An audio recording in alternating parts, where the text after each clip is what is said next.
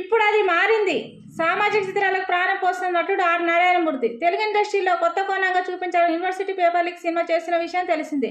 ప్రస్తుతం చలనచిత్రం భారతదేశంలో గొప్పవారికి పేదల మధ్య చదువుల వ్యత్యాసాన్ని ఎత్తి చూపింది. సర్కారు స్కూలు కాలేజీలు ఒకవైపు అయితే టెక్నో స్కూలు కార్పొరేట్ చదువులు మరోవైపు నిలుస్తున్నాయి. ఆ వ్యత్యాసం భారతదేశంలోని అత్యున్నతమైన ఐఏఎస్, ఐపీఎస్, ఐఆర్ఎస్ ఉద్యోగులకు ఎంపిక అవుతున్న అభ్యర్థులకు కనిపిస్తుంది. సివిల్ సర్వెంట్లుగా ఎంపిక అవుతున్న వారిలో మెజారిటీ అభ్యర్థులు ఇంజనీరింగ్, మెడిసిన్ చదువులు చదువుతున్న వారు. ఒకప్పుడు సివిల్ సర్వెంట్గా బీఏ, బీకామ్ వంటి సాధారణ డిగ్రీల చరిత్రను బ్యాక్గ్రౌండ్ చదివిన వారు ఎంపిక అయ్యేవారు. ఇప్పుడు వారంతా వెనుక వరుసలో నిలుస్తున్నారు. అయితే ఐఏఎస్ లేకుంటే ఇంజనీరింగ్ అనే మల్టీపర్పస్ విద్యకే ప్రాధాన్యత పెరుగుతుంది.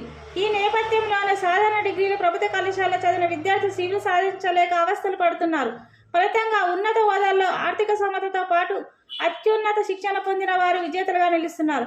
ఆ ప్రభావం సమాజంపై తీవ్రంగా పడుతుందని మన విద్యా విధానాన్ని ప్రశ్నిస్తుంది ఈ సినిమా.